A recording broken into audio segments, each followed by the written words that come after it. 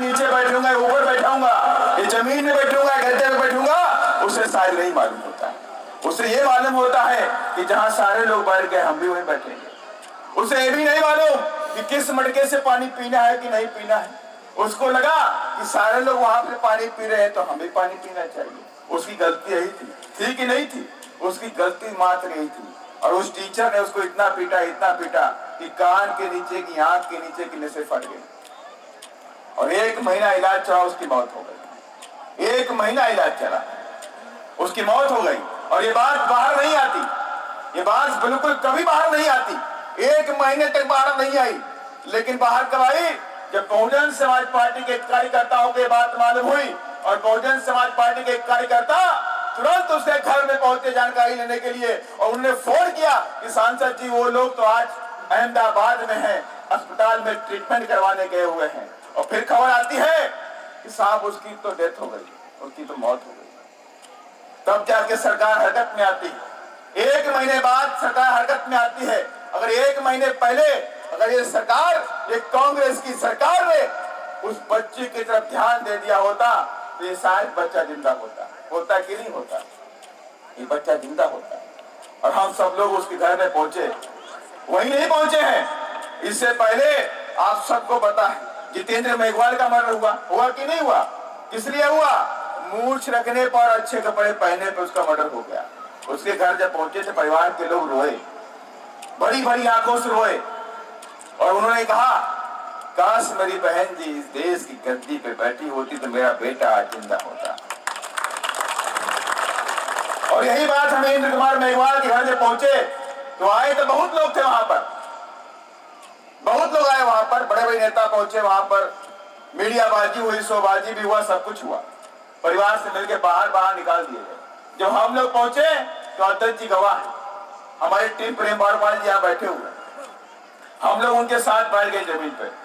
तो उन्होंने कहा वहां पे बैठने के बाद भी उनके परिवार के दादा और उनके पिताजी आए, हम सबको परिवार की तरह अपने घर के अंदर ले गए जहां पे औरतें बैठी हुई। अपनी माँ से मिलाया, कहा ये इनकी माँ है। माँ रोने लगी, बड़ी बड़ी आंखों से रोने लगी।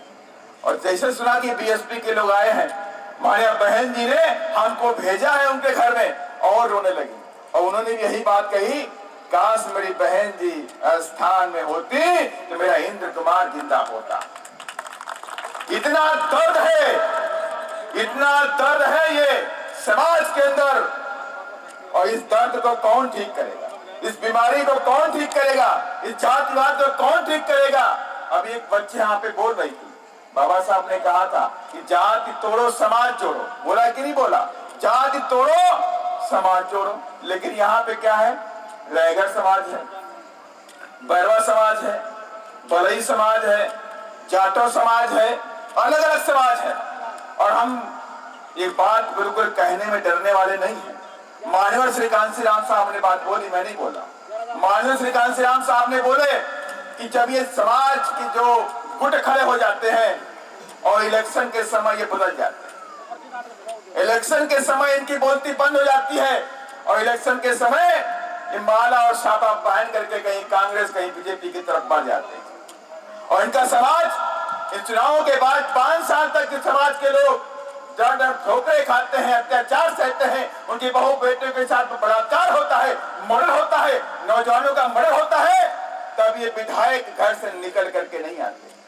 अब मुझे बताइए कि अलवर में कांड हुए, धौलपुर में कांड हुए, भरतपुर में कांड हुए, जाटो समाज के बच्चों को मार दिया गया, उनकी बच्चियों को मार दिया गया, तो कोई मंत्री बाहर आया?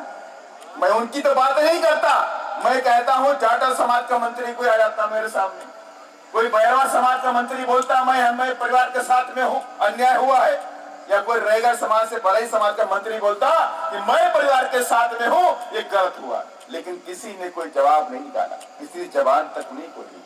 जबान खोली तो किसने खोली? बहुजन समाज पार्टी के सिपाहियों ने और बहुजन समाज पार्टी के कार्यकर्ताओं ने जबान खोली। इसलिए मैं आप सबके बीच में यहाँ पे आया कि अलवर ग्रामीण की सीट है, अलवर ग्रामीण की सीट है। और मुझे ये भी मालूम है कि अगर आप सब लोग चाह जाओगे तो 2023 में बीएसपी का डंका राजस्थान में फिर बजेगा साथियों। और फिर बजेगा, और बिना हमारे कोई सरकार यहाँ पे नहीं बनेगी। जब बहुजन समाज पार्टी चाहेगी तभी जयपुर की विधानसभा का ताला खोलेगा, वरना नहीं खोलेगा साथियों। अगर आप सब चाह जाओगे तो 100% ये अलवर का जिला है, इस अलवर के जिले ने माननीय बहन जी को निराश नहीं किया है।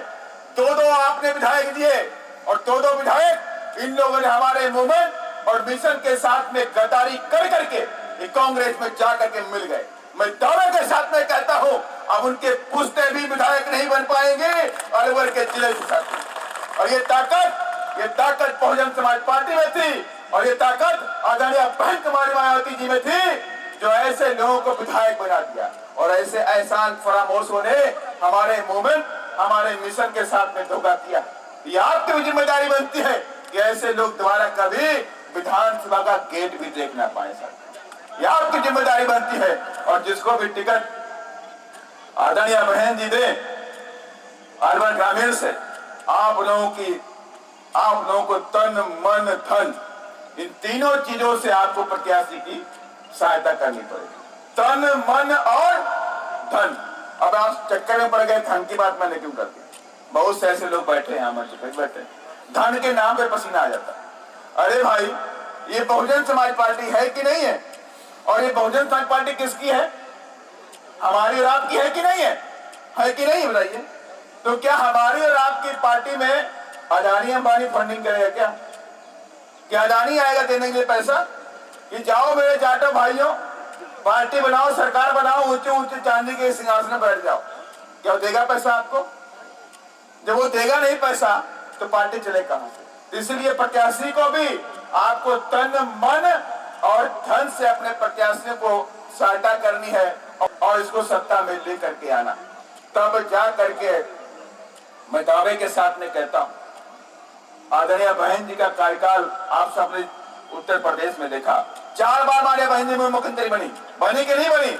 4 बार जब बहन जी मुख्यमंत्री बनी तो किसी की भी हिम्मत नहीं थी, चाहे गुंडा हो, चाहे मवाली हो, चाहे डाकू हो, चाहे डकैत हो, किसी की भी हिम्मत नहीं थी कि हमारी बहू बेटियों की तरफ आंख उठा करके देख लेगा। और उसे पता था कि अगर हमने इन बहू बेटियों की तरफ आंख उठाकर देखी तो ये बहुजन समाज के लोग ये आंख निकालना और आंख दिखाना भी जानते हैं, छोड़ने वाले नहीं है।